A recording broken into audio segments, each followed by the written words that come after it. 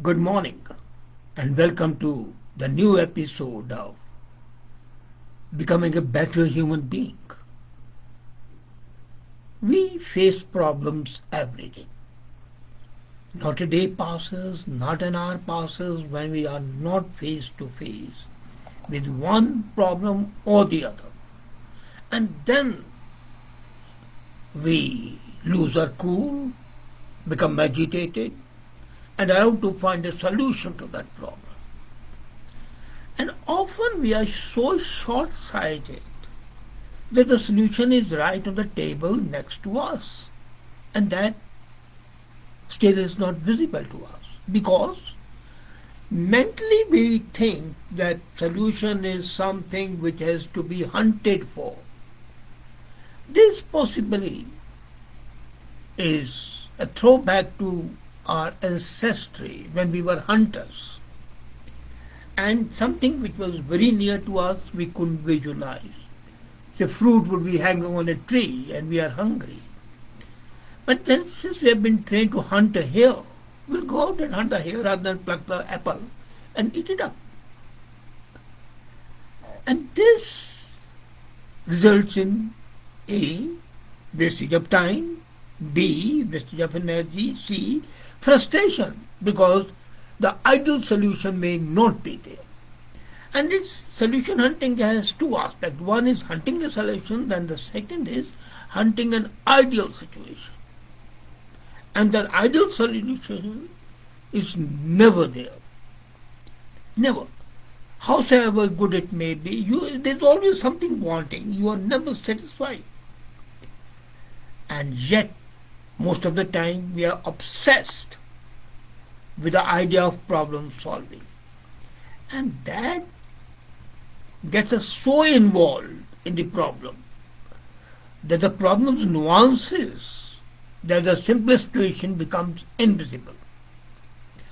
And this day-to-day life, we always have this. But in the management world, the moment a problem is identified, all eyes search for solutions. Out-of-box thinking, they call it. Don't think in the box, think out of the box. Have a far-sighted view, think all the pros and cons. And that out-of-the-box thinking, aligned thought process, root cause analysis, 5 whys, and many more tools are frantically applied by the experts to arrive at some feasible solution. And that is never there. Now I'll give you an example.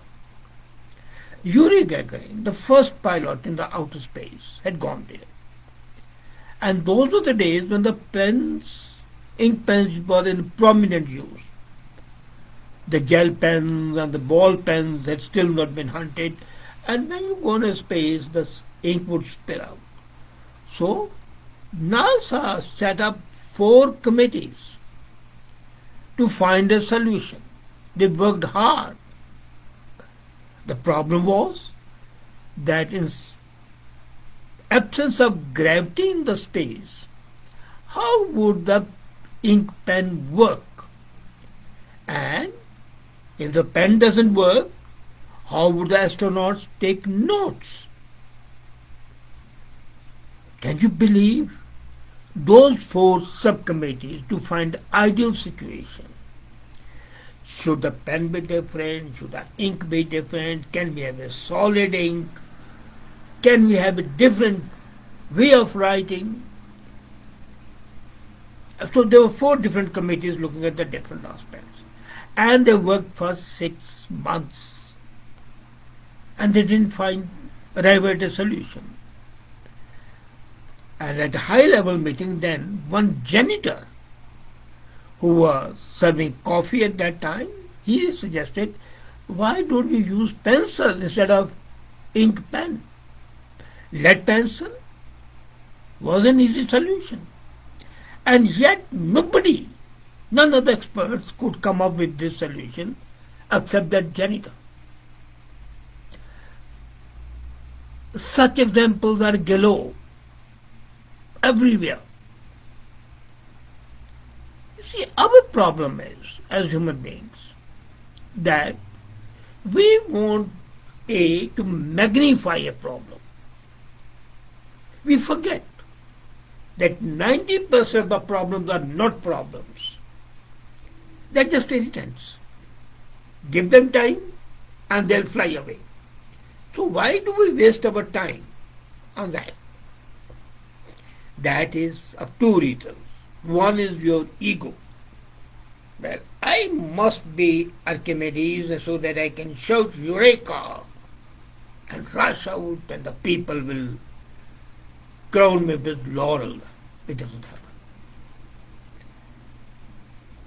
So that is one ego. I have come with a solution. The solution is right there. I remember I had gone to Goa once. And my young son was with me, about 10, 11, 12. Today he is a big management consultant director in Price Waterhouse. By that time he was a student, just out of the primary, or in the primary. And we visited the engineering college at Pharmagudi. They had to shift a boiler and they were thinking how to do it. Pulleys were there and everything was there.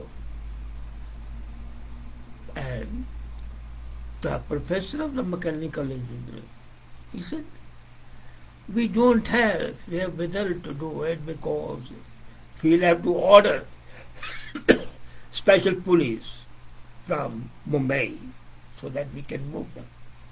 And then my son simply said, we are on the top of a hillock. You want to take it down. Why not just roll it down? It's a boiler, there's nothing inside, and it's round, cylindrical, it will roll down easily.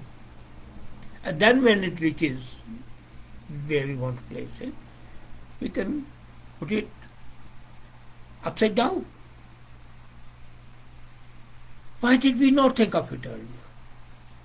Because you want to employ the latest technology rather than look at the immediate solution available which doesn't cost money. And that's a problem. We want to find high faulting, exotic solutions. And that's why all those things, out of box thinking, aligned thought process, root cause analysis, whys, wherefores, hows, and the feasible solution, which is right next to us, escape us. And this is not the only thing. Imagine, there's a light bulb, all of a sudden there's a fluctuation, the bulb breaks. And now, you can't remove the bulb. They'll go fetch a wrench to twist it, can't do it. And one person said, come on, what are you doing? Cut a potato in half, push the potato up and then rotate it. The broken bulb would come out with it. They did it. Simple. But they were thinking of the mechanical modes and things which would be bad conductor electricity. There might be power, there might not be power. The simplest possible solutions stare us in the face. And we don't take them. And as I said earlier, 90% of the problems that we face are temporary in nature. Just ignore them and they'll solve by themselves. As a matter of fact, that's why the philosophical concept of sleeping on a problem is there. Your problem is there, don't bother, put it aside, be comfortable, and the solution would come back to yourself. In the Indo-Pak War, I wrote about this in one of my articles. The brigadier knew that there was a problem. This was an issue which was facing them because their paratroopers were hardly about a platoon strength.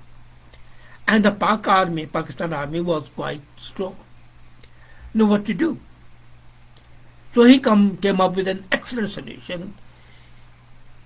He contacted people and sent fake messages that my brigade is now ready. No, brigade, strength of paratroopers. When the message, and he sent it a coded message, and then a copy of that was given to a courier, the false copy, saying that the brigade strength is there. And he made and showed that that courier was caught. The courier was caught with the Pakistan army. They read the message and immediately the wire started tumbling between Islamabad and Dhaka. And then they immediately started evacuating.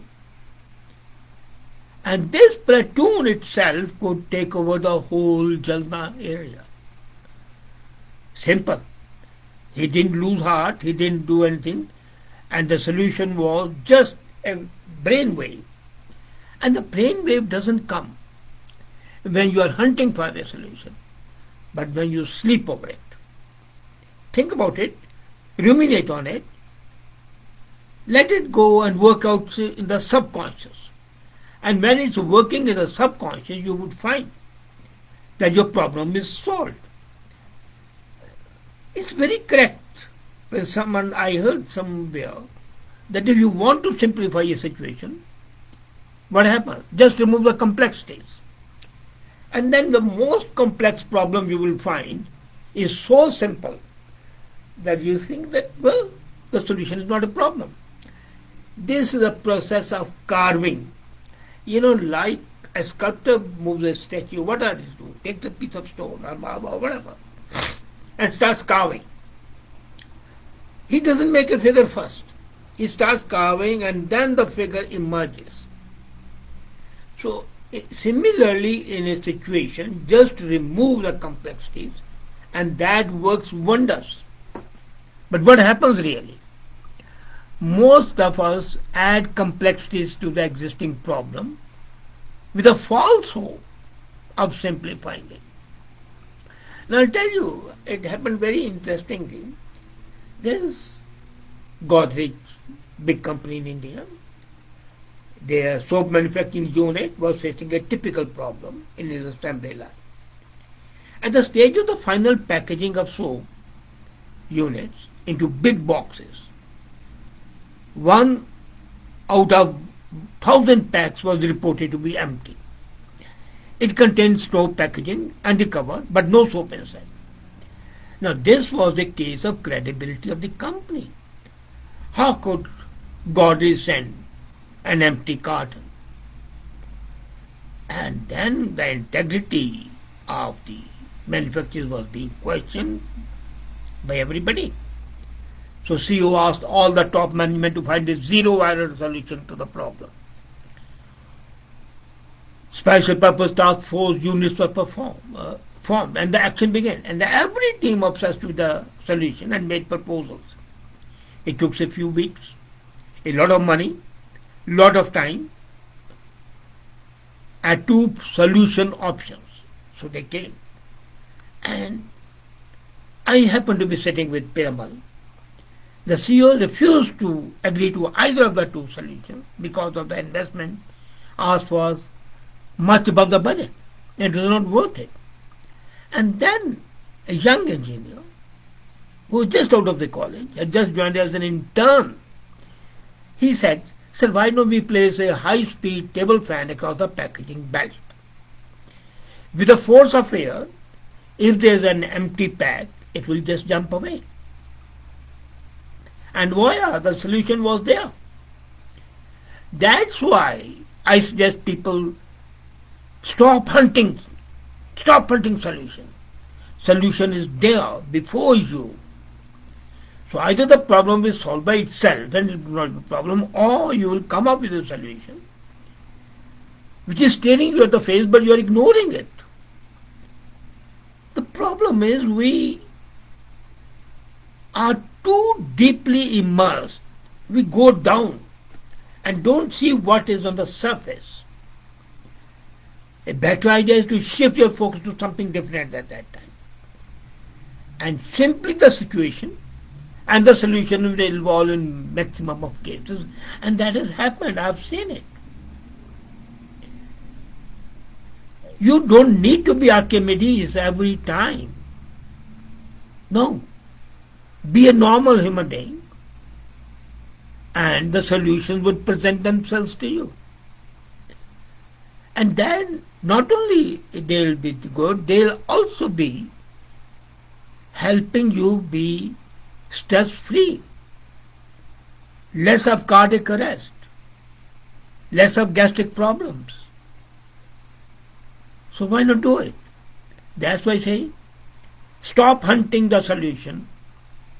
Look for the solution, all right, but don't think that you need to be high and mighty to hunt a solution.